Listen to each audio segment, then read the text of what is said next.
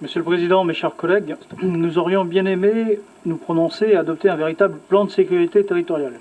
Mais de quoi débattons ici, Monsieur le Président? Certainement pas d'un vrai plan de sécurité, tout au plus d'un très théorique plan de prévention. Rappelons d'emblée que c'est suite à l'intervention de Sonia Backès et d'Harold Martin lors du comité des signataires de novembre 2016 que l'État a enfin consenti à ce que les questions de sécurité soient inscrites à l'ordre du jour. Suite à cette demande, des audits ont été engagés, dont le rapport de l'IGGN et de l'IGPN, le rapport de Mme Fournier sur le projet de centre éducatif fermé, et enfin le fameux plan de prévention de la délinquance par M. Ngahane. Ce dernier n'étant pas conçu comme un plan de sécurité, mais comme un ensemble de mesures diverses et variées, présentées de façon plus théorique que pratique. Et c'est là tout le problème. Votre plan n'est au final qu'un simple copier-coller de ce dernier rapport. C'est un plan de prévention à trop long terme, sans véritable ambition opérationnelle immédiate, avec zéro mesure pour les commerçants et zéro mesure pour lutter contre les cambriolages ou les vols de voitures. C'est un catalogue interminable d'actions de prévention incompréhensibles, car en décalage total avec les attentes des victimes, ce qui revient quelque part à insulter leurs appels au secours. Vous disposez pourtant sur ce dossier de l'expertise d'un ancien officier de gendarmerie, mais vous n'avez de toute évidence pas exploité les compétences des experts ou des professionnels. Tout comme vous ne nous entendez pas.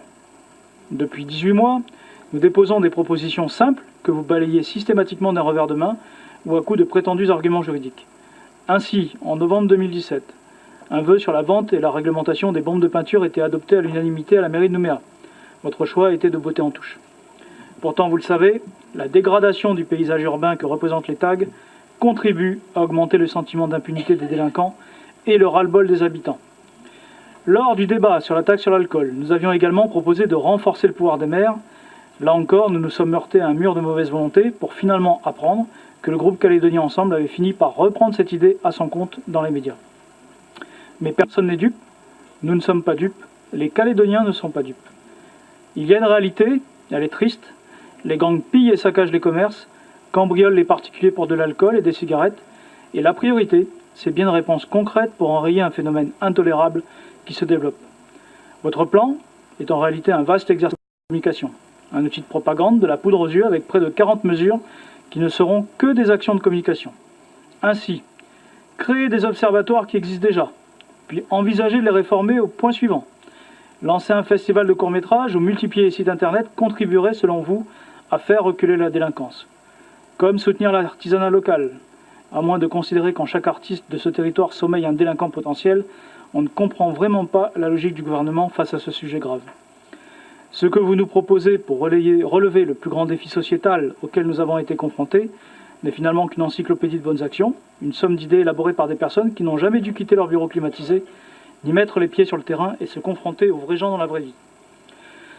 Sans concertation avec les professionnels du secteur, votre plan est totalement hors sol, tant et si bien que vos 138 mesurettes ont dû être complétées en urgence avant la présentation devant le Congrès par une conférence de presse de votre propre parti politique pour présenter 4 mesures choc. C'est un comble, Monsieur le Président du gouvernement. Chers collègues, il est à espérer que nous ne nous retrouverons pas fin 2018 avec des chiffres de la délinquance encore à la hausse, une situation pour les particuliers, les entreprises, les commerçants et les propriétaires de véhicules encore plus intolérable qu'aujourd'hui. Et pour seule consolation, ce plan de prévention d'occasion, qui coûtera tout de même au bas mot 1 milliard par an en bandoulière. Cette fois, les Calédoniens seraient en droit de vous rendre comptable de leur malheur. Souhaitons, mes chers collègues, qu'ils ne vous demandent pas leur décompte.